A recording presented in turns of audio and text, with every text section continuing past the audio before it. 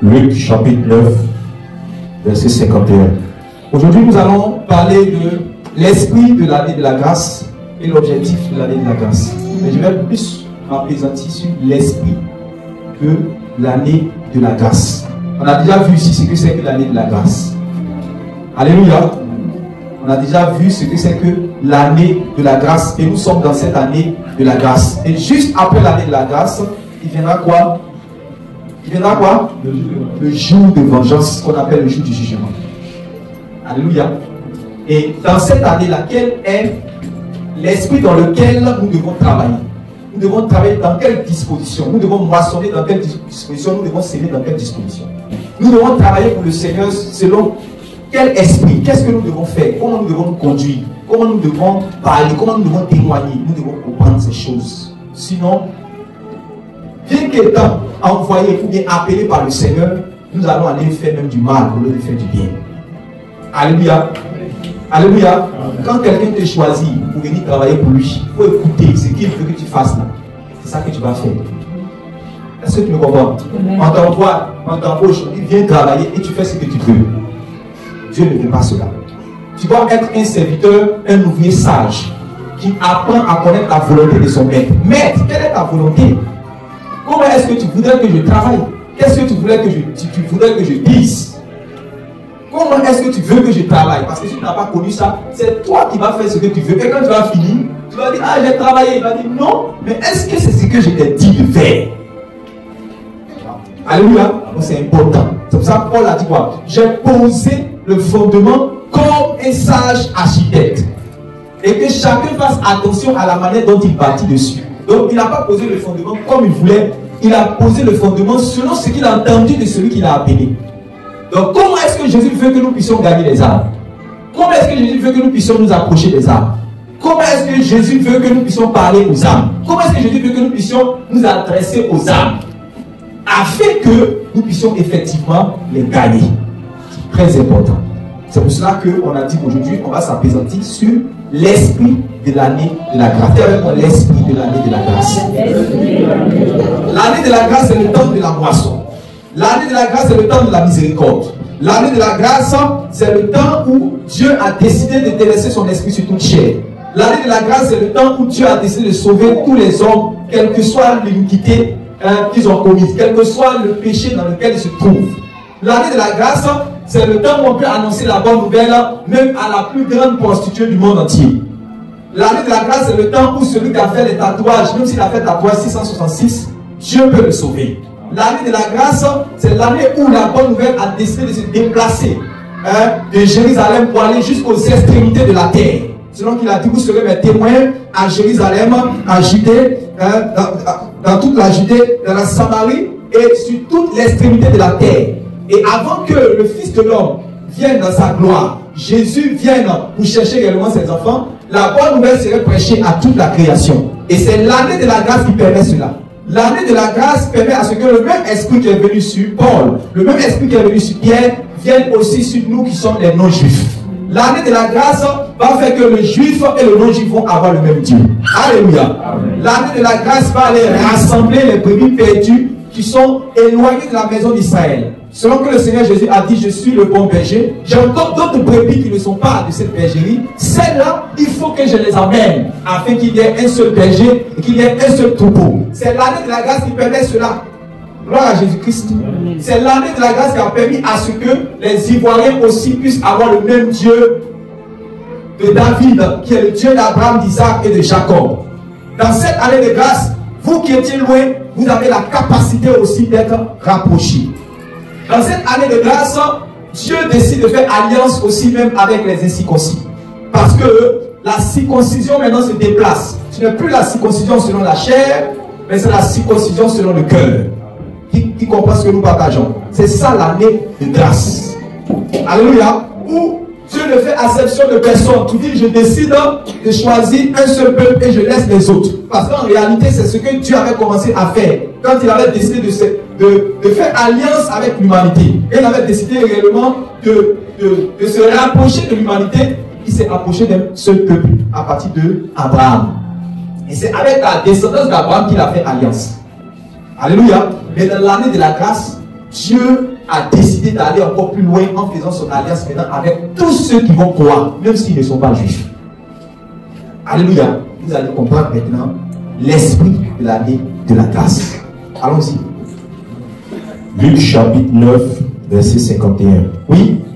Lorsque le temps où il devait être enlevé du monde approcha, lorsque le temps où il devait être enlevé du monde approcha, Jésus prit la résolution de se rendre à Jérusalem. Jésus prit la résolution de se rendre à Jérusalem.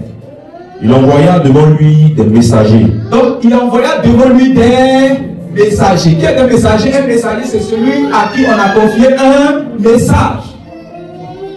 Alléluia. Un messager, c'est celui à qui on a confié un message.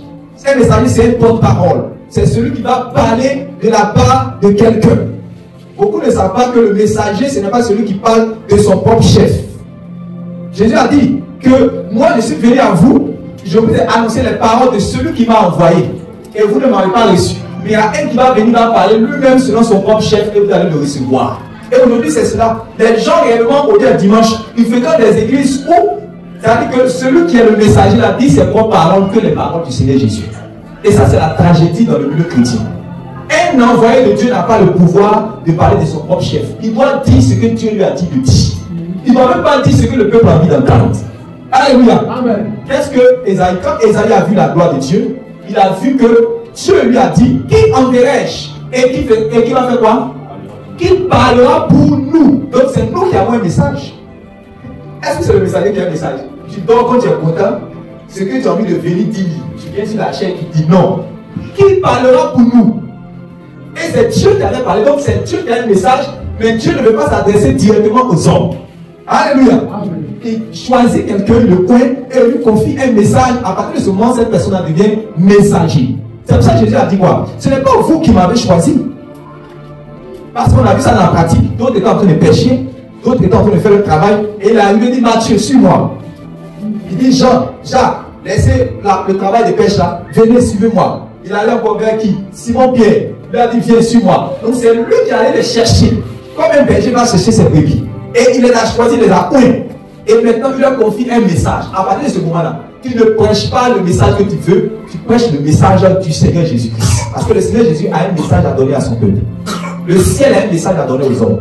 Qui parlera pour nous? N'oubliez pas ça. Donc, le Seigneur, il va faire quoi? On dit, il envoya devant lui des messagers, oui, qui se mirent en route et entrèrent dans un bourg des Samaritains. Donc, il se mit en route et il entrait dans un bourg des Samaritains. Pour lui préparer un logement. Pour lui préparer un logement, oui. Verset 53. Mais on ne le reçut pas. Mais on ne le reçut pas. Parce qu'il se dirigeait sur Jérusalem. Parce qu'il se dirigeait sur Jérusalem. Vous savez quel est le témoignage de Jérusalem? Selon Matthieu chapitre 23. Jérusalem ne reçoit pas les porte-paroles de Dieu. Amen. Jérusalem tue les prophètes de Dieu. On dit Jérusalem, Jérusalem, toi qui tues les prophètes qui te sont envoyés. Comme il n'ai pas voulu te rassembler, comme une même poule rassemble ses poussées. Mais tu n'as pas connu le temps de ta visitation. Tu n'as pas connu le temps de ta visitation. Alléluia. Donc, quand Jérusalem n'a pas une bonne réputation, les gens réellement qui reçoivent bien les envoyés de Dieu. Donc, on dit quoi? Mais on ne le reçut pas parce qu'il se dirigeait sur Jérusalem. Oui. Les disciples Jacques et Jean. Donc, les disciples Jacques et Jean, les disciples du Seigneur Jésus, ils sont Jacques et Jean. Voilà, les fils de Zébédée. Les fils aussi de Salomé. Amen. Amen. Voilà. C'est les deux là, le moment qui a dit du Seigneur, il faut que quand le royaume de Dieu va venir, tu mets un de mes fils à ta droite, l'autre à ta gauche. Puis je me suis dit, donc tous ceux qui sont venus marcher avec moi, tu veux me créer par la c'est pas moi je choisis. C'est quand on va arriver là-bas, le Père va décider qui est à ma droite, qui est à ma gauche. Amen. Amen. Donc quand c'est Jacques et Jean, ouais, et Jean là, Jean, quand on voit ici, la Bible là, on a appelé comme Boanerges. Ça veut dire que le fils du tonnerre. Ouais, ça veut dire que c'est quelqu'un qui est fougueux. Alléluia. C'est quelqu'un qui ne laisse pas les choses. Ouais, le comportement un peu de Pierre là. Qui est même c'est-à-dire, c'est Jean même qui est Boanerges, fils du tonnerre. Donc, un peu comment Élisée s'est comporté. Quand Élisée a reçu la double portion de l'onction de Élie, dès qu'il a commencé son ministère, il y a eu des jeunes hommes qui ont commencé à se moquer de lui en disant tête chauve là, vieux chauve là, vieux chauve là. Donc il s'est tourné, il dit qu'on ne comprend pas. L'onction est brute sur lui. Et on insulte un vieillard que sa tête est chauve. Ok. Quand il a commenté réellement, la malédiction est venue, qu'est-ce qui va se passer? Des ours, des animaux sauvages sont sortis réellement de la forêt et sont venus manger ses enfants. Cet épisode-là m'a vraiment frappé. Il dit, aïe, comment on peut faire ça? Dès qu'il reçoit l'onction-nette là, les gens meurent en même temps. Gloire à Jésus. Donc, ici, les disciples du Seigneur Jésus, vous savez qu'ils ont été remplis du Saint-Esprit par le Seigneur Jésus. Amen. Le Seigneur Jésus a soufflé sur eux. Le Seigneur Jésus les a oints de son esprit. Donc, ils ont l'onction de Dieu. Maintenant, ils vont faire quoi avec cette onction? Bien entendu que le Seigneur Jésus a été refusé quelque part. Donc, vous allez voir la suite. Les disciples Jacques et Jean, voyant cela, disent, Seigneur, veux-tu que nous commandions que le feu descende du ciel et les consume? Ouais. Il dit, Seigneur, veux-tu que nous commandions que le feu descende d'où ça? Du ciel. Et les consume. Où ils ont vu ça? Où ils ont vu? Où ils ont vu que le feu peut descendre du ciel pour consumer les hommes? Avec qui? Élie. On dit Élie a prié, le feu est descendu. Donc, ils savent qu'ils sont des envoyés de Dieu. Ils savent qu'ils parlent de la part de Dieu. Alléluia. Ils savent qu'ils parlent de la part de Dieu. Ils savent qu'ils sont des envoyés de Dieu. Et donc, comme ils sont envoyés de Dieu, ils vont accomplir des choses avec le pouvoir de Dieu, avec la force de Dieu. Est-ce que vous voyez ça? Donc, ils savent que ce qu'ils demandent là, ça va se faire. Ça veut dire, Seigneur, mais comment on peut te refuser? De la même manière que les anges, vous savez que les anges qui sont auprès du Seigneur, lorsque le trône de Dieu va être attaqué, ce n'est pas Dieu lui-même qui se défend. Non, Dieu a déjà pris des personnes pour défendre son trône, pour protéger son trône. Jamais qu'un jour le ciel sera attaqué et puis c'est Dieu qui va venir faire par là. Jamais. Dieu est toujours assis sur son trône, il est toujours serein. Jamais il va se déplacer. Il y a déjà des anges qui sont ouais, dit Seigneur, tu m'avais créé pour ces jours-là. Je bénis ton nom parce que je suis prêt maintenant à aller faire. C'est même dans l'Apocalypse, on dit à des anges qui sont sur le frat. Ils attendent le jour et l'heure pour se mettre à exécution, pour exécuter la parole de Dieu. Donc Dieu a fait tout chose dans l'ordre. Et quand vous voyez le grand Dieu là, est-ce qu'il peut venir se mettre à... Satan est puissant comme un commun. Ce n'est pas Dieu qui va venir, non, mais il y a déjà d'autres anges pour aller le lier. Il dit, toi tu es un enfant. Alléluia. Amen. Donc Dieu n'est pas camarade de quelqu'un. Donc Dieu est puissant, redoutable.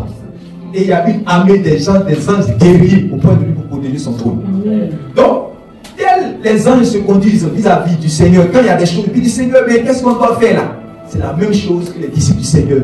Ils sont des disciples du Christ. Celui qui a reçu tout pouvoir et que tout ce qu'il demande, le ciel exauce. Donc, il dit au Seigneur, veux-tu que nous commandons que le feu descende du ciel? Ils savent que si le Seigneur a dit aucune terre, c'est fini. Le feu va descendre, ça va descendre. C'est comme ça avec l'ancien la grâce de Dieu qu'on a là. On peut faire tout et n'importe quoi si on n'a pas de sagesse et qu'on ne travaille pas selon l'esprit de la grâce. Et avec moi ici. Amen. Je prends un exemple. Il dit, je vous ai donné le pouvoir. Tout ce que vous allez lier sur la terre sera délié dans les cieux. Et tout ce que vous allez délier sur la terre sera délié dans les cieux. Et après, ça dit quoi? Celui à qui vous allez retenir les fautes, qu'est-ce qui va se passer? Les fautes seront. Et celui à qui vous allez faire quoi? Celui à qui vous allez, il sera pardonné. Ça veut dire quoi? Ça veut dire que si par exemple, mon frère m'a fait du mal, et que moi, je dis que je ne pardonne pas, qu'est-ce qui va se passer? Le ciel ne va pas. Il a misère. C'est ce que la Bible dit. Quelqu'un m'a fait du mal. Moi, je dis non, je ne pardonne pas. Le ciel retient aussi sa faute. Le ciel ne pardonne pas. Je veux que ça descende d'abord. avant que je continue. C'est-à-dire que quelqu'un m'a fait du mal. Je dis, je ne lui pardonne pas. Le ciel retient. C'est-à-dire que le jour qu'il meurt, on dit, tu as fait du mal à telle personne. C'est pour ça qu'il compte du mal à toi. Mais l'autre côté, c'est que toi qui as fermé là, tu as fermé le pardon, tu as fermé le ciel sur la personne là. La même chose t'attend parce que toi aussi, tu as offensé quelqu'un et tu as offensé quelqu'un. C'est pour ça que Jésus, dans la prière, qu'il a dit quoi? Pardonne-nous nos offenses comme nous aussi nous pardonnons aussi aux autres. Alors que celui qui n'est pas prêt à pardonner à son prochain, Dieu ne va pas lui pardonner. C'est ce que Jésus a dit. Donc, comme tu as fermé le ciel sur ton prochain, moi, Dieu aussi, je ferme le ciel sur toi. Qui est avec moi ici? C'est pour cela que Jésus même dit quoi? Tu viens dans l'église, tu veux venir faire ton offrande. Tu te souviens que quelqu'un a quelque chose contre toi. C'est-à-dire que ce n'est même pas toi qui allais chercher par là. C'est toi qui as cherché par là. C'est toi qui as raison. Mais entre toi et lui là, il n'y a pas là. Jésus dit, laisse ton offrande là. Va chercher la paix avec lui. Quand c'est déjà fini là, reviens et maintenant donne l'offrande. Est-ce que vous comprenez? Tellement qu'il a le niveau auquel le Seigneur est monté avec la chose. Il faut bien comprendre. Alléluia. Donc il savait que s'il démontait au Seigneur, que le Seigneur a dit oui, tout de suite, il dit que le feu de Dieu descend, la même chose que Élie a fait. Lorsqu'ils sont venus le chercher, le roi a envoyé 51 personnes, ils sont partis.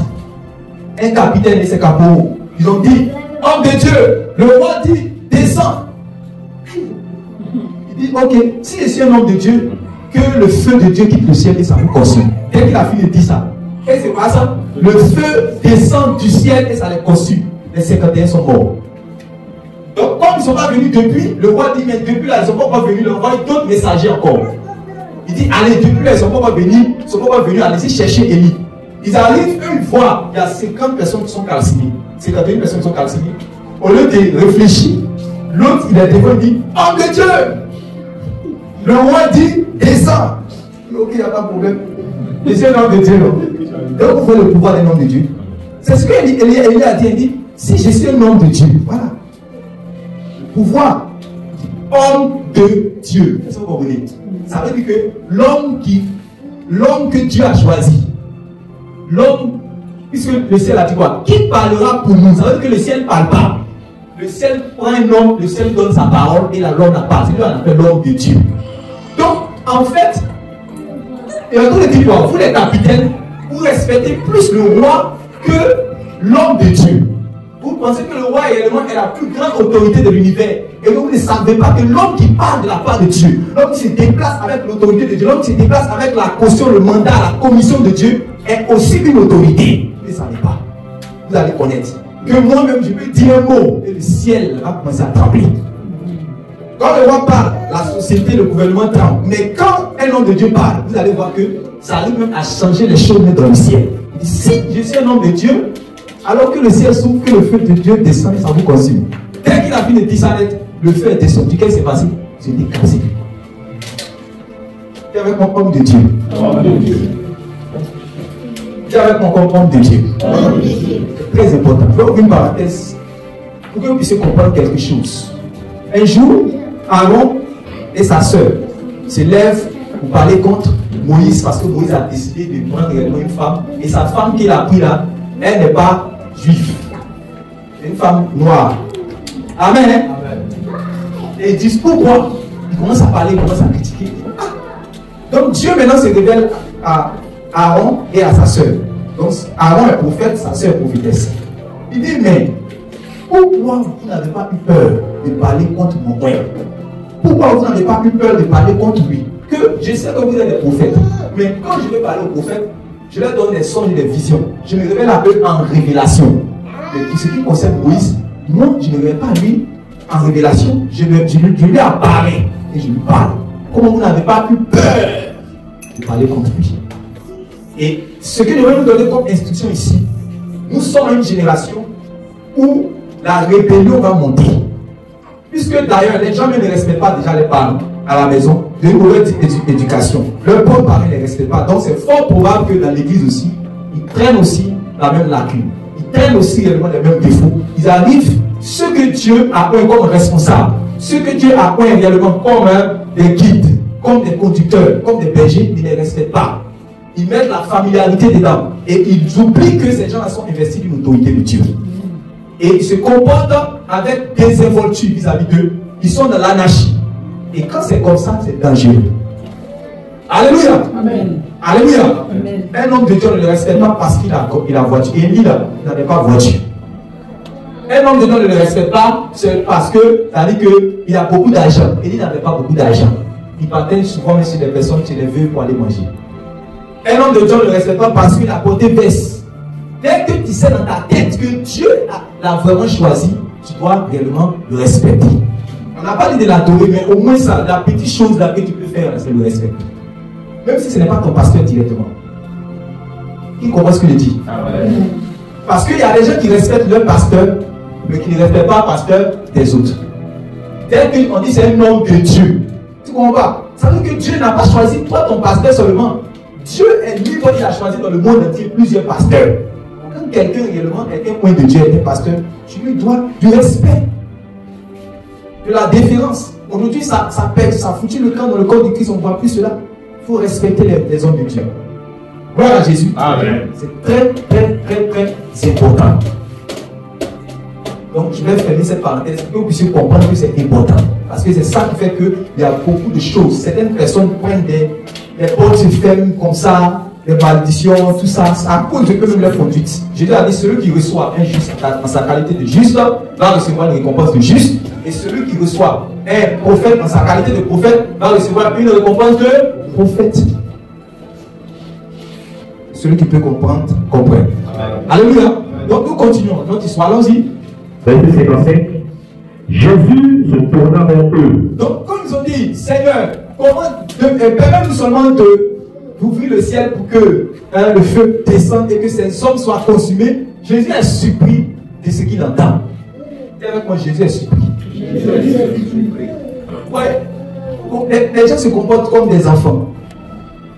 Le couteau qui est là, dans la cuisine. Est-ce que le couteau étant dans la cuisine est une arme? Hein? C'est une arme? Vraiment. Vous voulez du avec vous voulez du non. Parce que vous savez que l'âme là, voilà. Mais comme c'est dans la cuisine, est-ce que c'est une arme? On appelle ça comment dans la cuisine? Ustensile de cuisine. C'est quoi? Un ustensile de cuisine. Un instrument de cuisine, comme la cuillère. Un couteau dans la main. Et quoi? Un bandit, un moussi à la gare d'Adjami à 22h. Non, je voulais préparer ça. On ne peut pas ça. Si c'est dans la cuisine, on ne peut pas. C'est là avec quoi? On appelle ça comment? Arme blanche. Mais est-ce qu'on te dit, il faut aller chercher une arme blanche réellement dans la cuisine? Ça n'a pas de sens. L'onction que Dieu a déposée sur toi, comment est-ce que tu t'en sers? Le pouvoir que Dieu t'a donné là, comment est-ce que tu t'en sers? Si tu es un enfant, prenez le couteau. Quand un couteau se trouve dans la main d'un enfant, ses parents ont peur. Mais quand un couteau se trouve dans la main d'un adulte à la maison ici, ses parents n'ont pas peur. Parce qu'il ne va pas se blesser avec. Il ne va pas piquer quelqu'un avec. Parce qu'il est déjà mature. Il est déjà expérimenté. Il sait ce qu'on doit faire avec le couteau. Mais un enfant ne sait pas. Dès qu'on voit un couteau dans sa main, on a peur. Alléluia. Et donc, les disciples au point du Seigneur là. C'est comme ça leur esprit, c'était comme des enfants. Gloire à Jésus-Christ. Il se disait qu'avec le feu de Dieu là, dès que quelqu'un te refuse quelque chose, on construit. Alléluia. C'est pour cela quoi? Dans les situations dans la vie sociale, dès qu'il y a les sorciers, dès que tu as rêvé que telle personne est sorcier, c'est fini. J'ai croisé mon sorcier que je cherchais depuis longtemps. 21 jours de nuit de prière. Il se met du côté dans l'angle du mur de la chambre. Et il prend une chaise. Il dit, le prophète a dit de poser l'action de ton sorcier doit mourir. Alléluia. Il se met de son côté là. Il commence à faire les mêmes incantations que le féticheur fait pour amener la mort dans la vie de quelqu'un. Il dit, tombe, meurt, tombe, meurt, tombe, meurt, jusqu'à ce que son pauvre oncle et sa pauvre tante meurent. Souvent, mais c'est sa propre mère qui veut sa mort. Pourtant, il a têté les signes de sa mère jusqu'à aujourd'hui, il a eu 30 ans. Jusqu'à aujourd'hui, il travaille les maris. Un prophète est venu dire que sa mère est une sorcière. Il l'a tué en même temps. C'est pas même l'esprit là qui est là. On On n'a pas dit d'avoir raison, hein. Tu as fait le son, ta maman est effectivement sorcière. Ou bien ta tante est effectivement sorcière. C'est pas même pour dire que toi-même tu as vu. C'est vrai. Même l'onction, et puis ton alliance avec Dieu, tu vas penser à Dieu, non? C'est pas ça. Ça est là. On a refusé l'accès de Jérusalem à Jésus. Jésus partait faire la volonté de Dieu. Eux, ils savent que c'est eux qui ont raison. Donc, comme ils ont raison, le feu doit descendre sur ceux qui n'ont pas raison. La Bible, est-ce que la parole de Dieu te fait du bien? Amen. Donc, vous voyez de quel esprit, regardez, nous sommes animés dans, ça veut dire qu'avec l'onction qu'on a, le pouvoir de Dieu qu'on a, l'alliance avec Dieu qu'on a, ça dépend de comment nous utilisons ça, dans quel esprit nous utilisons ça. On va faire beaucoup de mal. Et le ciel nous regarde et dit, mon ceux-là, il ne travaille pas avec mon esprit. Sur ma vie, ils font du n'importe quoi. Alléluia. C'est pour ça que Jésus a dit qu'au lieu de maudire, nous devons bénir. Au lieu de maudire, nous devons bénir. Parce qu'en réalité, c'est Dieu qui a dit, à moi la vengeance et à moi la rétribution. Ça veut dire que c'est quand Dieu juge bon lui-même, il sait que je vais finir avec. Mon fils et ma fille, ils se sont concentrés à faire ma volonté, mais l'ennemi s'est levé pour leur faire du mal. Là, c'est pas toi qui as tué quelqu'un. C'est dans la vie des gens. Je me rappelle un homme de Dieu, marchait comme ça, il y a une jeune fille sorcière. Il voulait réellement, en fait, lui lancer des flèches. Lui ne pensait même pas. Il ne s'attendait même pas à ça. Il ne savait même pas qu'il était une sorcière. Lui, il marchait seulement. Un coup, il y a une jeune fille en même temps, qui tombe en même temps, insuffisance rénale sur le côté gauche en même temps. Une fois, elle est tombée. Et en même temps, elle commence à faire des confessions. Et c'est là qu'elle dit que les hommes de Dieu qui passaient, voulaient les attaquer. Eux, ils ne savent pas, ils ont passé son bâti. Mais qui a frappé? Dieu lui-même l'a frappé automatiquement sur cette rénale. Alléluia. Donc c'est comme ça Dieu va te protéger à chaque fois que tu es dans sa volonté. Tu n'as pas besoin d'aller prendre le nom de quelqu'un ou bien photo de quelqu'un. Ils vont te blaguer que c'est action prophétique. Ce n'est pas action prophétique, c'est incantation, c'est la sorcellerie. D'accord ici? Laisse Dieu te protéger. Amen.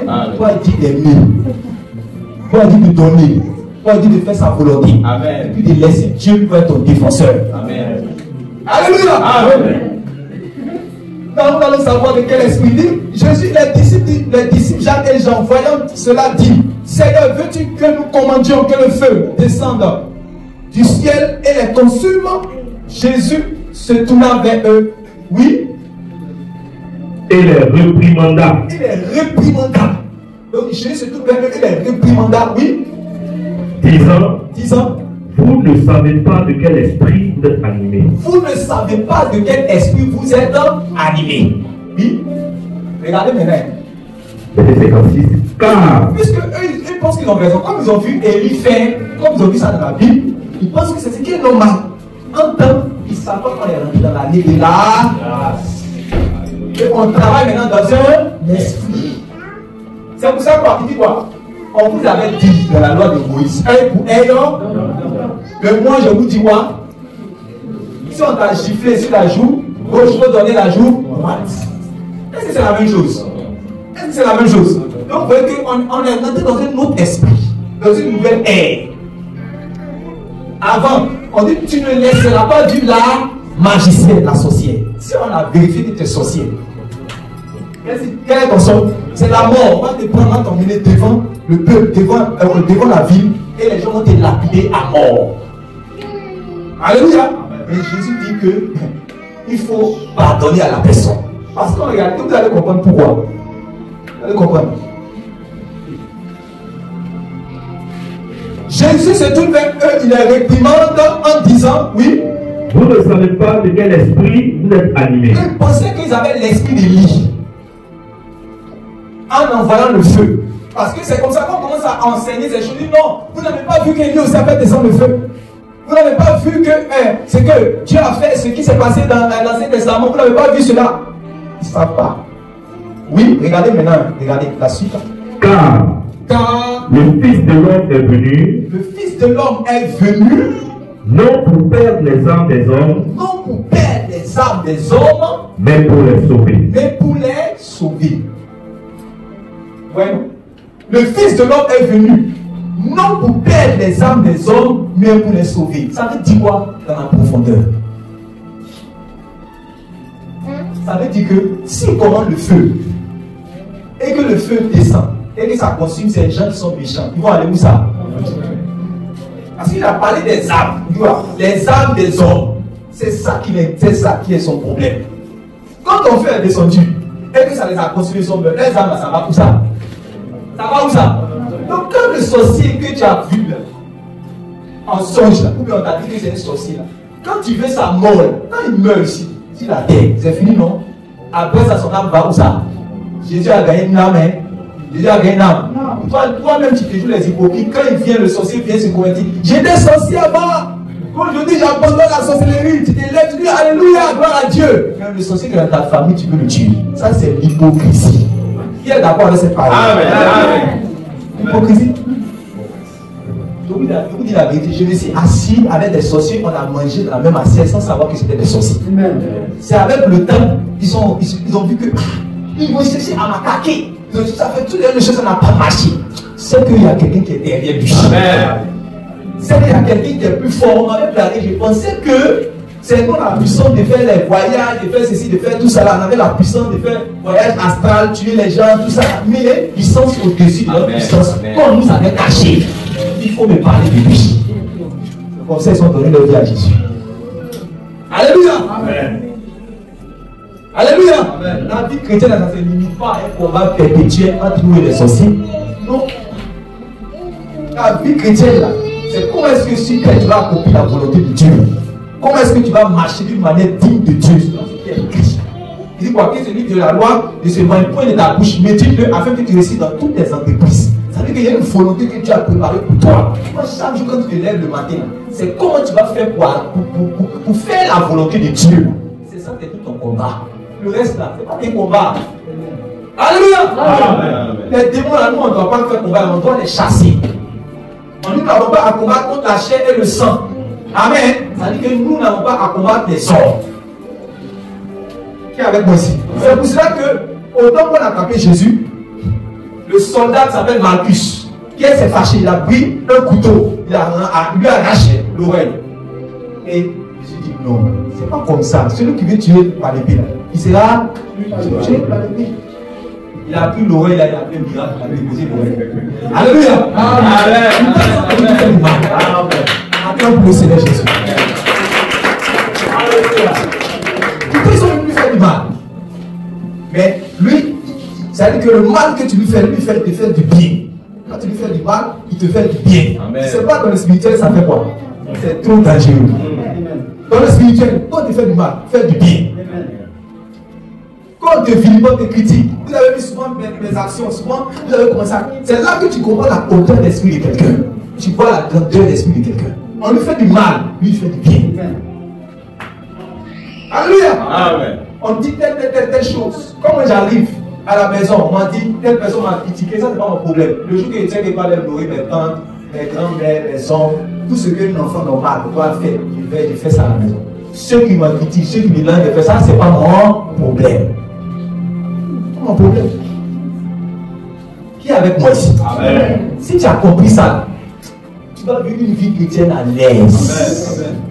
Tu vas vivre une vie chrétienne à l'aise. Il y a des gens qui se lèvent pour prier la nuit, mais ils ne savent pas. Ils sont donc comme c'est comme esclavage. C'est pas prier qu'ils vont faire. Regardez comme Jésus prie, il parle d'une communication avec Dieu. Mais lui, on lui a dit qu'il doit se lever à cette heure-là, parce que les sorciers vont venir pour le tuer. Donc si c'est les bas, il va mourir.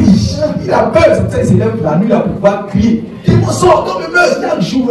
On ne dort pas à la maison. Et quand il prie, regardez, il ne va jamais prier. Donc vous ne pas en train de dire que vous ne devez pas prier fort. Mais vous allez voir que chaque jour, il est là pour déranger tout le quartier. Mais il ne prie pas, il n'y a pas de communion. C'est pour venir seulement chercher à tuer, combattre. Quel combat? Il y a ton frère, c'est quel combat? Ça ne fait pas de quel esprit vous êtes arrivé. Le Fils de l'homme est venu non pour perdre les âmes des hommes. Donc ça veut dire que dans les hommes, il y a les âmes. Et c'est les âmes là qui inquiètent Jésus. C'est ça qui est l'intérêt de Jésus. Ce n'est pas, ça veut dire que la fin de leur vie sur la terre. Mais après la fin de leur vie sur la terre, les âmes, ça va où? Est-ce que le ciel amasse cette âme ou bien le ciel perd cette âme? Donc, quand vous voulez faire l'œuvre de Dieu, c'est ça que vous devez regarder. C'est cette vision que vous devez avoir. C'est dans cet esprit que vous devez travailler. vous devez chercher à gagner l'âme. C'est pour cela quoi? Vous arrivez quelque part, vous allez faire du bien en témoignant de l'évangile, on vous rejette, on vous insulte. Mais quand tu sais que tu peux sauver son âme, demain tu vas venir, mais tu ne vas pas venir encore. Tu vas venir, mais tu vas venir encore. Tu vas venir. Tu viens demain encore. On te suit, on te chasse. Tu attends. Tu vas prier là-bas. Un mois, 2 mois, 3 mois. Il pense que tu l'as oublié. En temps, tu ne l'as pas oublié. Parce que tu l'aimes et que tu aimes son âme, tu continues à plaider et décider pour lui. Tu ne dis pas non, lui là, c'est terminé. Voilà. C'est pour ça que souvent là, il voit que la personne s'est donnée à Jésus, la personne s'est donnée à Jésus ailleurs, il est fâché. Il y a des gens même, je ne sais pas, ils vont animer des questions. Tu voulais qu'il soit sauvé, non? En 2011, il a prêché l'évangile, il n'a pas accepté, toi il t'a insulté. En 2023, le frère Boya, dans une autre église, quelqu'un encore dans une autre église, il a prêché l'évangile. Il n'a même pas fait jeune. Donne ta vie à Jésus. Je donne ma vie à Jésus. Oui, je donne ma vie à Jésus. Entends-toi, chaque fois quand tu vas, tu partais, on t'insultait, il te rejetait. Maintenant, on dit qu'il a donné maintenant sa vie à Jésus. Donc, cœur te fait mal. Que pourquoi, comme moi je lui parlais, il n'a pas accepté, c'est maintenant il a accepté. Est-ce qu'il a bien donné sa vie à Jésus vraiment? C'est animé de quel esprit? Dis à ton frère, ne sois pas animés de cet esprit. Alléluia! Ne sois pas animés de cet esprit, c'est très important. Le Fils de l'homme est venu non pour perdre les âmes des hommes, mais pour les sauver, c'est-à-dire sauver les âmes des hommes. Et on dit ça, il s'en allait dans un autre groupe. Tu peux t'asseoir, regarde. C'est ce qui s'est passé quand la femme, on a attrapé la femme qui avait commis l'adultère. On l'a attrapé et on l'a emmené devant. On dit Moïse nous a dit de lapider de telle personne. Quoi maintenant, qu'est-ce qu'il dit? Entends, Jésus sait que c'est ce qu'il a écrit. Donc, on dit qu'il voulait piéger même Jésus. Puisqu'il dit qu'il est venu parler de la part de Dieu. Et donc, il doit obéir à la loi de Dieu. La loi de Dieu dit si tu as attrapé de telles personnes, tu dois lapider. Ouais, c'est Dieu qui a pris Jésus. Est-ce que vous comprenez? Non, je vais vous sauver dans le film. C'est dit, t'attends pas à ça. On dit c'est toi qui es venu parler de la part de Dieu, le Christ, non? Tu fais la volonté de Dieu, non? Ils ont attrapé une femme, automatiquement ils l'ont pris. On dit voilà, elle a pris femme de quelqu'un, elle a. Voici, la voici ici, elle vient de l'attraper comme ça. On fait sortir. Gros livre de la loi comme ça. On dit Moïse a dit. Ouais, les vieux barbus là. Moïse a dit il faut lapider de telle personne. Es-tu vraiment le Christ? Qu'est-ce qu'on doit faire de telle personne? Donc, c'est tellement plus que Jésus ne peut pas agir tout de suite. C'est pour ça que Jésus s'est assis. Parce qu'il veut, il est dans un esprit. Si tu oui, il perd une âme tout de suite. Parce qu'elle a lapidé la mort et son âme va dans les tourments éternels de l'enfer, il a peur tout de suite. Mais comme il est dans un esprit maintenant, c'est là qu'il va, il veut réfléchir, il veut savoir quelle est la solution. C'est là maintenant sa copie. Le temps de pouvoir voir, est-ce qu'il n'y a pas une autre solution? Est-ce qu'il n'y a pas une autre parole que Dieu aurait dit dans la même loi par laquelle je peux me saisir pour sortir de cette situation afin de sauver cette âme? Parce que mon intérêt, ce n'est pas de perdre, mon intérêt, c'est de sauver. Le temps de réfléchir, le temps de savoir où les Saint-Esprit m'ont mené aussi pour aller prendre une parole dans la même loi qu'on veut pour pouvoir me piéger. C'est là maintenant. Il prend, il s'accroupit et il commence à écrire. Il écrit. Les gens regardent. Mais on t'attend, la loi de Dieu dit de faire. Et c'est là qu'il a trouvé maintenant la solution. Il dit ok. Parmi vous tous qui êtes ici là, est-ce qu'il y a quelqu'un qui n'a jamais commis de péché? On dit du plus vieux jusqu'au plus petit. Eux tous, ils étaient accusés de péché. Parce qu'ils savaient qu'eux aussi, ils ont déjà péché contre la loi de Dieu. Alléluia. C'est pour ça qu'eux tous, ils ont pris leur gros livre de la loi là. Ils sont cherchés, ils ont commencé à fuir. Et Jésus est resté avec cette femme. Et il a dit, personne n'est été condamné. Amen. Moi aussi. Qu'elle a dit non, personne n'a dit, moi aussi, je ne te condamne pas. C'est pas qu'il a bien approuvé ce qu'elle a fait. C'est pour ça qu'elle a dit quoi? Va et ne pêche plus. Il dit que le péché qu'elle a fait là, c'est un péché selon la loi, c'est un péché selon Jésus, c'est un péché selon Dieu, c'est un péché selon le ciel, c'est quelque chose que Dieu n'aime pas et n'aimera pas pour toujours. C'est justement la raison pour laquelle on lapidait de telles personnes, pour montrer que Dieu est l'iniquité là, l'adultère là, Dieu n'aime pas. Donc, pour montrer aux enfants d'Israël qu'ils n'aiment pas, c'est pour cela que regardez, quand vous prenez un enfant, comme pas, un objet en fer, une cuillère, une fourchette, et puis il va mettre ça dans la prise qui est là.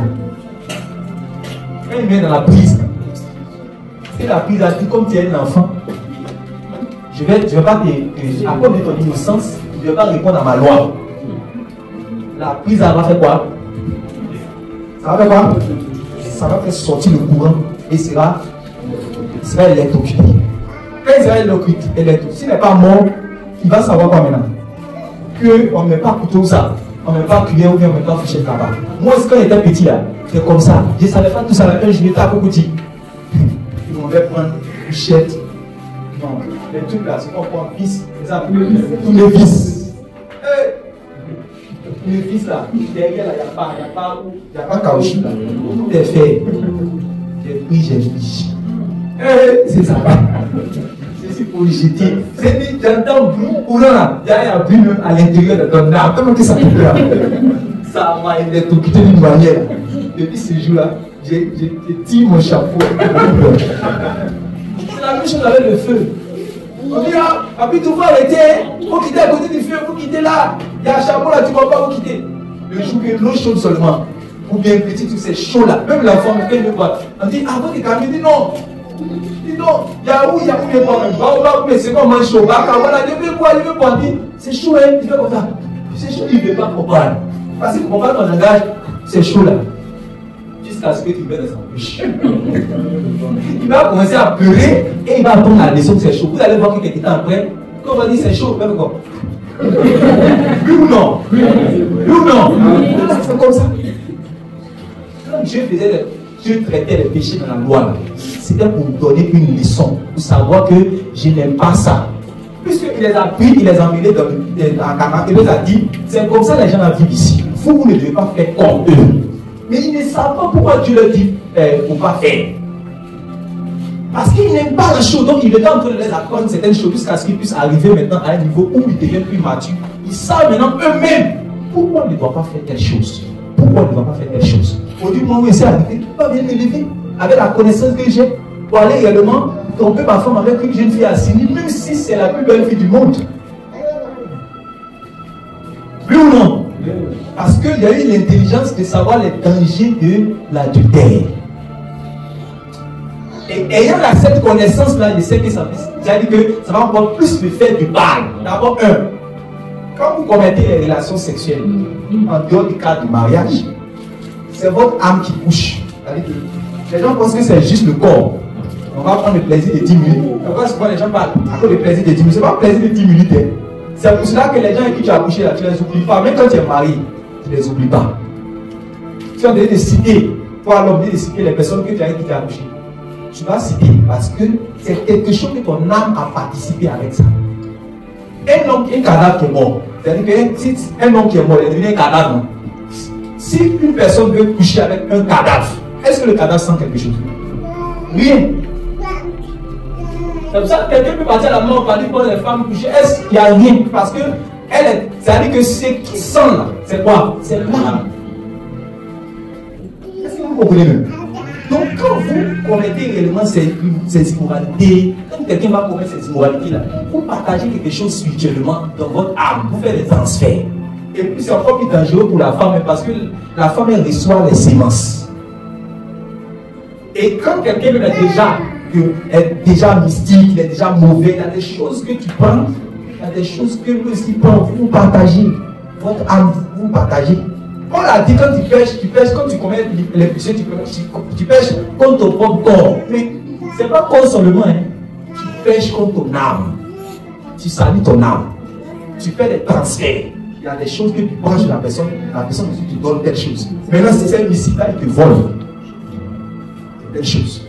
En plus de ce que tu as suivi ton âme. Donc, vous voyez, il y a beaucoup de choses que lorsque tu grandis, tu comprends pourquoi tu ne dois pas faire. Après ça, là, quand tu as fini de suivre tout ça, là, puisque Dieu, ce qu'il met entre l'homme et lui une barrière, c'est l'iniquité, tu vas te sentir bizarre, triste et culpabilisé. Qui veut se sentir culpabilisé? Tu es venu ce matin, c'est pas culpabilisé? Non. Mais tout de suite, tu vas te lever, va commettre tu viens. Comme on dit Alléluia, tu as senti, tu vas rien sentir. Tu vas entendre que Dieu là, il entend tout le monde sauf toi. Et c'est ce qu'il veut être dans cette situation. une culpabilité. Tu ne te sens plus, tout ce que tu fais, tu ne sens pas qu'il y a Dieu dedans. En tant que tu parles et que tu sais que Dieu est avec toi, tu es content, tu sens l'émotion, tu es fier. Après ça encore, pour réparer ça, tu vas venir confesser. Et après ça fait honte. Tu viens maintenant confesser aux hommes et tu vas souvent même confesser à ta femme que tu viens de tromper. Et le dégât c'est quoi? Ça va diminuer souvent la confiance.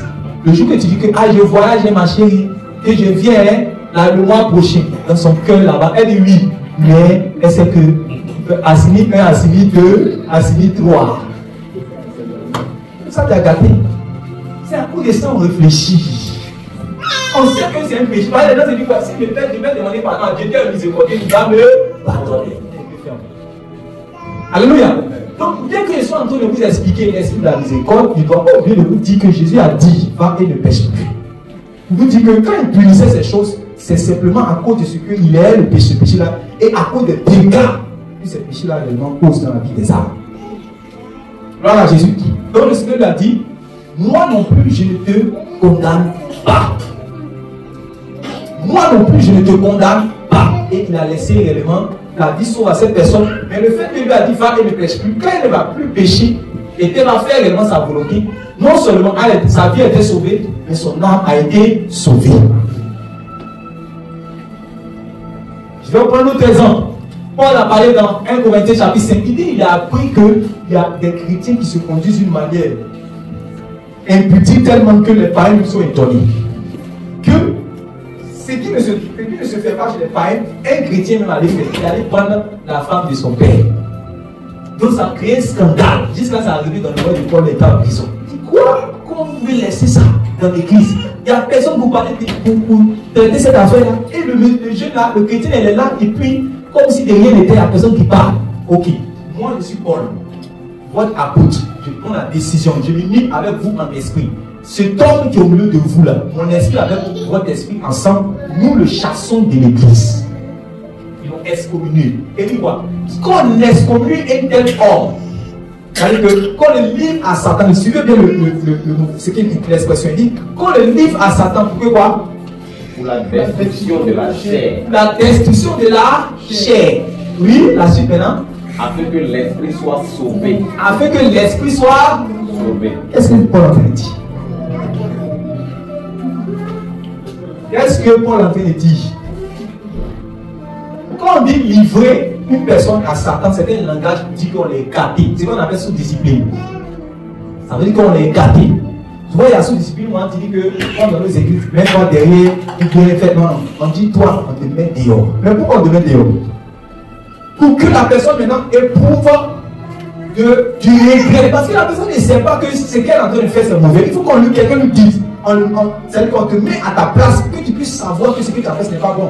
Dans notre relation humaine, ça arrive quand ton enfant réellement se conduit mal. Il découche vers la maison. Personne ne parle. Un jour, tu te lèves, tu dis, allez, dehors, sors de la maison.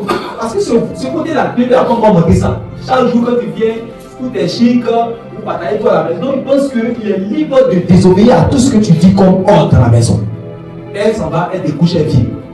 Jusqu'au jour où, le jour où tu prends la solution de la chicote, et puis tu dis, je ne vais pas te voir ici, allez dehors. Donc ça te fait mal, mais tu fais ça pourquoi? Le bien de la personne.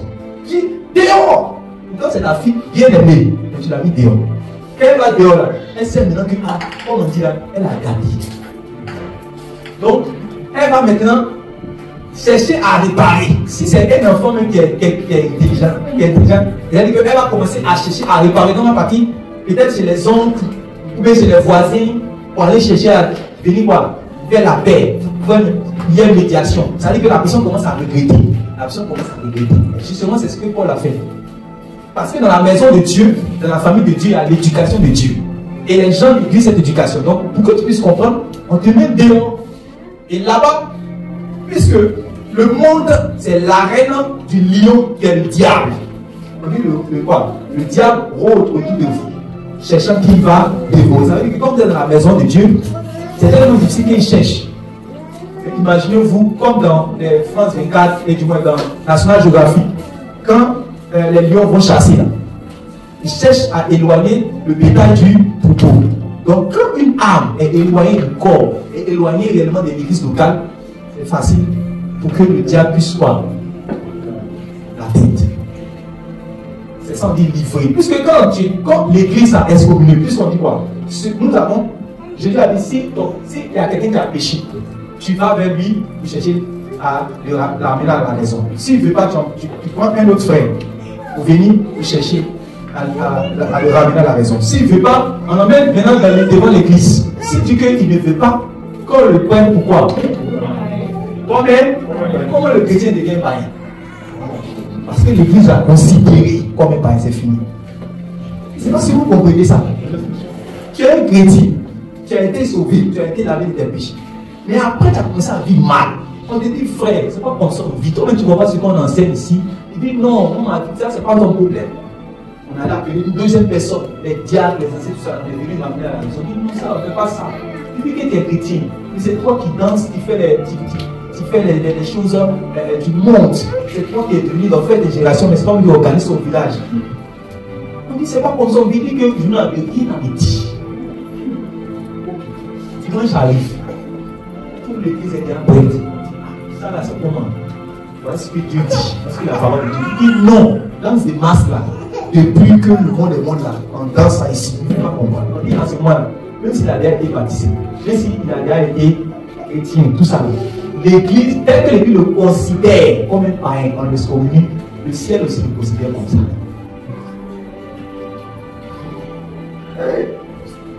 C'est pour cela que Jésus a dit quoi? Quand il a péché d'être, c'est-à-dire qu'il y a plusieurs étapes. Si vous avez vu que Jésus a fait plusieurs étapes, ça veut dire que la fin là, c'est parce que la fin là c'est vrai qu'il y a eu plusieurs étapes. Et ça, vous comprenez. Quelqu'un a péché, il dit, quand quelqu'un pêche, cherche à le ramener. Après encore prendre 2-3 personnes, cherche encore à le ramener s'il ne veut pas. Après encore prendre l'église, cherche encore à le ramener. Maintenant, s'il ne coûte plus là, moi ici Jésus là, il me laisse. C'est ce que Jésus veut dire en fait. Il comprend ce que je dis là. C'est parce que c'est que la fidélité là, c'est vrai. Le ciel là, ça veut dire qu'on t'a laissé des niveaux à toi-même. Et quand tu es livré à toi-même, Satan maintenant te cherche à longtemps. Pour ça que tu es livré à Satan. Et maintenant, dans cette posture là, si tu as encore une petite lumière en toi, comme le fils prodigue, tu dis, un enfant de riche en train de manger la nourriture de porc. T'es encore dit avec moi. C'est vrai, on peut tomber, nous ne sommes pas des anges. Il peut arriver que dans votre marche, un moment, vous sombrez dans le chaos, une chute vous a pris. Mais il y a une petite lumière en toi qui sait que, moi, c'est comment je mets, c'est comment évangélisais. J'étais dans la maison de Dieu, je disais aux gens de commenter pas péché, de prêcher, tout ça. Et puis, ils sont tous de souffrir de masturbation comme ça, pornographie à l'enfant. Qu'est-ce qui se passe? Non, je suis un enfant de Dieu. Il ne peut pas. Et quand tu arrives à ce niveau-là, c'est qu'il y a une petite lumière de Dieu qui est en toi. Mais quand tu n'arrives plus à ce niveau, tu dis, c'est fini. Quand tu as créé ta pensée, quand tu cherches des versets bibliques, tu dois confirmer que ce que tu fais est bon. Donc quand tu sors dans la rue, tu trouves les Gédéons de la Titouva. On doit goûter avant de manger. Tu es content. Puisque toi tu goûtes, toi tu manges, tu ne goûtes pas. Toi tu manges. Donc maintenant on doit goûter avant de manger. Donc tu dis, tu es content. Tu t'arrêtes à vous, tu trouves un autre carrefour. On dit, vive le bon vin, vive le bon vin. On dit, oui, amen, la Tchitchouba, amen, vive le bon vin. Tu buvais même, et quand tu buvais, on te dit, non, que ça, mais c'est pas avec les ivrones. Et tu trouves un endroit encore, tu dis qu'il faut boire. Et tu es content. Tu commences à dire que mets ça dans ta conscience. Parce que, en fait, la conscience, c'est toi qui juge que tu as mis à l'intérieur de vous. Quand tu arrives à un niveau où tu l'as été, tu l'as fermé, il ne peut plus te parler. Dieu ne peut pas te parler en fait, et ça partie de la conscience que lui te parle. Mais toi, tu as tout oublié. Mais quand tu es un enfant de Dieu, quand tu aimes Dieu, même quand tu fais la chose là, tu es triste. Et tu arrives à un niveau maintenant, comme le fils prodigue, dit, j'ai dilapidé, mais en tout cas, venez manger avec porc. Venez manger avec porc. Ça seulement, ça c'est le sacrilège chez moi. Je sais que je suis tombé, mais pas tomber ici, pas comme ça. Même un enfant quand il tombe, il se relève. Nous qui chantait, qui faisait la volonté de Dieu, qui prêchait, qui disait aux gens, voici ce qu'on doit faire, mais voici en train de te faire l'iniquité comme ça. Et tu dis, non, je me lèverai. C'est la conscience quand elle a levé. Tu dis, je me lèverai. J'irai vers mon Père. Et je lui dirai, mon Père, j'ai péché contre toi. Et à partir du moment où le Père, maintenant, lui t'attendait il y a longtemps. Mais tant que tu n'avais pas fait ce mouvement pour te lever pour aller vers le Père, tu n'avais pas passé de la mort à la vie. Puisque le Père a dit, mon fils que voici était mort. Donc depuis que tu mangeais avec les porcs, tu étais mort. Même quand tu manges, tu es en activité. Mais quand tu as quitté la demeure de ton Père, tu es comment? Tu es mort. C'est pour cela que la demeure de Dieu qui est l'église, tu es le corps du Christ. Quand on t'a excommunié, tu es considéré comme mort. Même si tu marches dans la rue, tu es mort. Ce sont des livrés à Satan. Donc, tu dois te regretter, Seigneur, pourquoi je suis dans cette situation? Non, tu dois courir pour aller réparer ce que réellement j'ai causé là. Tu dois aller réparer ça. Donc, les gens disent, quand il va maintenant regretter son acte pour revenir avec une repentance sincère, alors la discipline là, ça dit que il y a eu quoi? On a atteint maintenant le but. On dit qu'on a atteint l'objectif. Parce que la personne a pu regretter son acte comme le fils prodigue pour revenir à la maison de son père. Vous voyez, non? Donc, quand on dit la destruction de la chair, ça dit que ce qui l'a amené à aller faire le mal, ce qui l'a amené à aller commettre l'adultère, ce qui l'a amené à aller commettre la fornication, la pornographie, la masturbation, le vol, c'est ça qui est la chair. Vous connaissez les autres de la chair? Alléluia. Donc, quand on l'a discipliné, quand on l'a excommunié, quand on l'a mis, quand on l'a discipliné, on l'a traité durement, ça va détruire tout ce qui est excitation, incitation à l'iniquité. Ça va détruire ça. Et ainsi, maintenant, son esprit pourra être sauvé. C'est pour cela que ce dernier, quand il a été traité comme ça, si vous lisez 2 Corinthiens chapitre 12, regardez cela. 2 Corinthiens chapitre 12. 2 Corinthiens. Que vous puissiez comprendre l'esprit dans lequel Paul est en train de parler.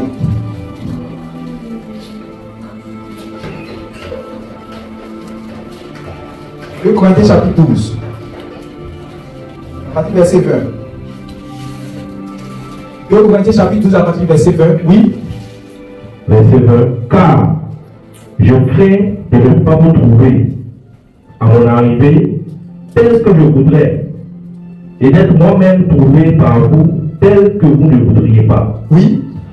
Je crains de trouver des querelles, oui, de la jalousie, oui, des animosités, oui, des cabales, oui, des médisances, des calomnies, de l'orgueil, des troubles.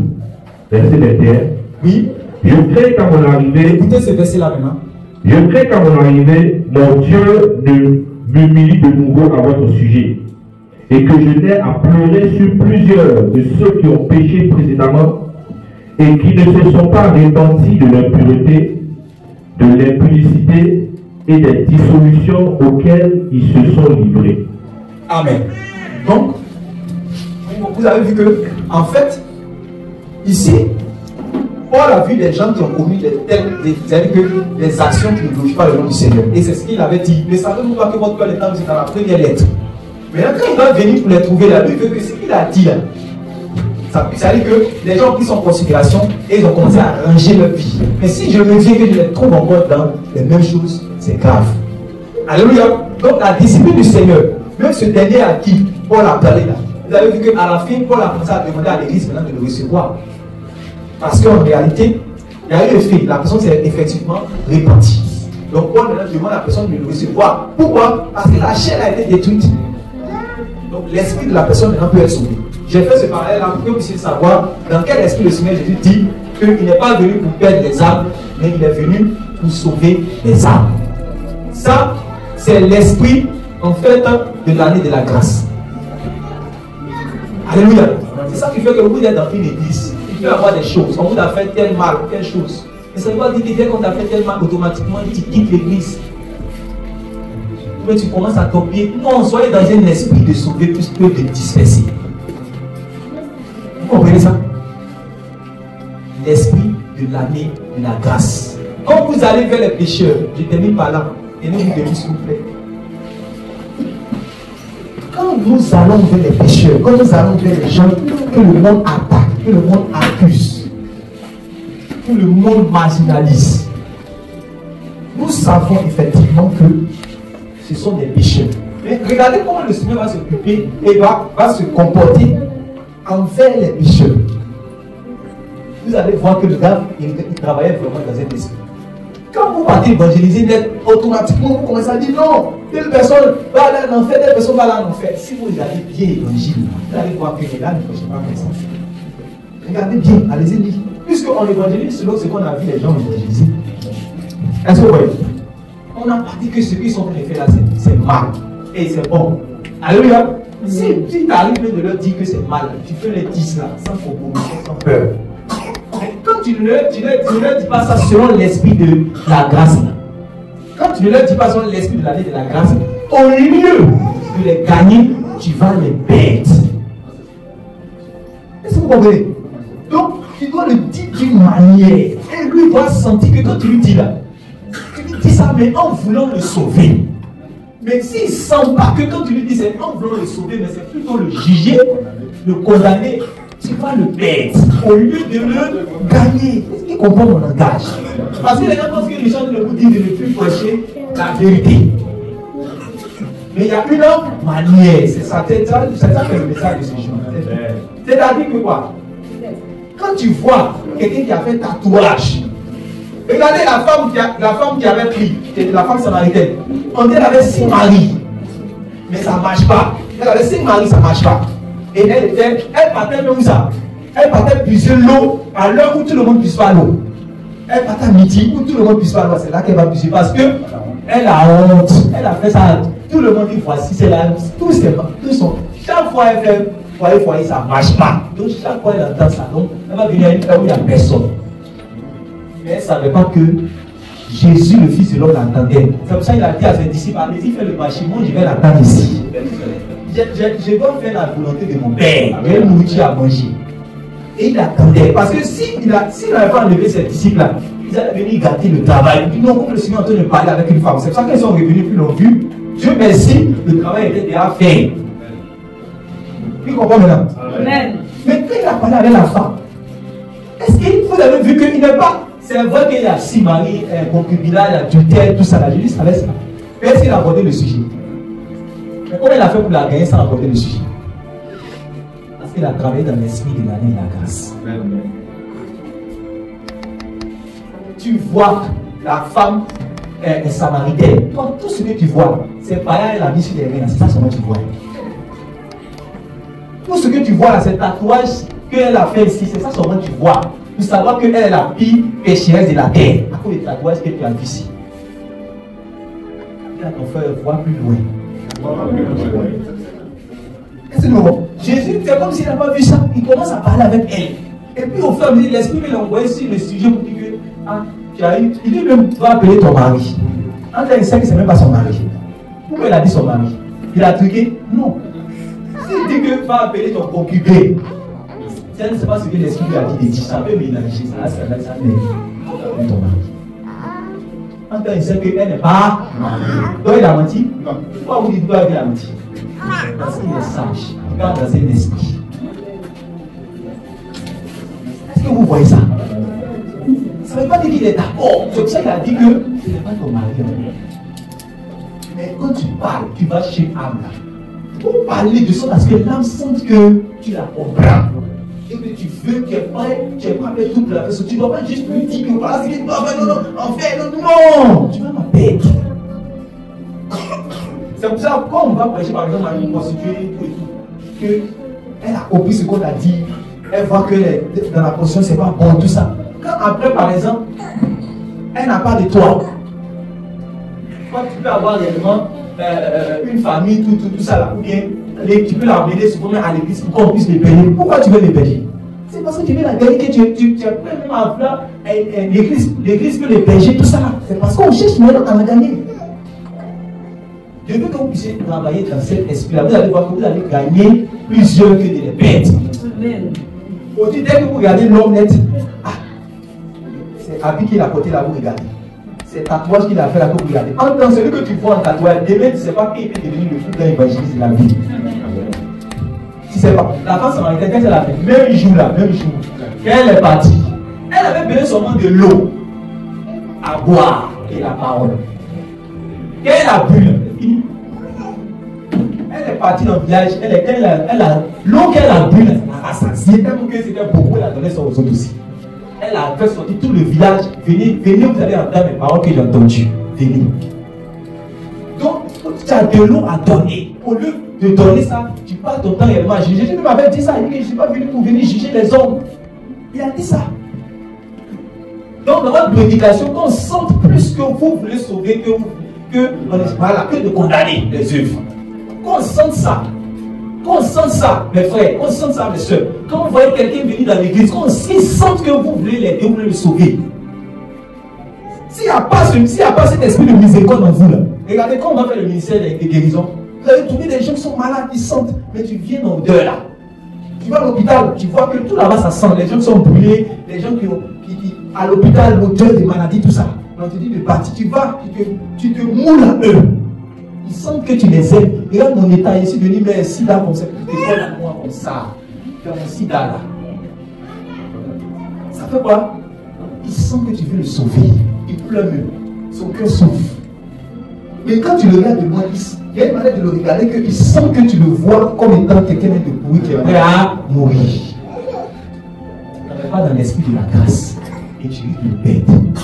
Que ce soit ça ce matin. Amen. Tu vas lever les deux mains, messieurs. Et Dieu, par sa grâce, va te remplir l'esprit. Encore.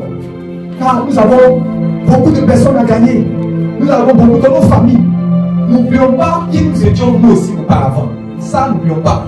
Et tu vas dire à Dieu merci parce que toi-même, tu t'es loué et aujourd'hui tu as été rapproché. Toi-même, tu t'es perdu et Jésus t'a sauvé. Commence à lui dire merci parce que Jésus a une miséricorde pour ta vie. Jésus a une miséricorde pour ton âme. Jésus a une miséricorde pour toi. Commence à lui dire toi-même merci.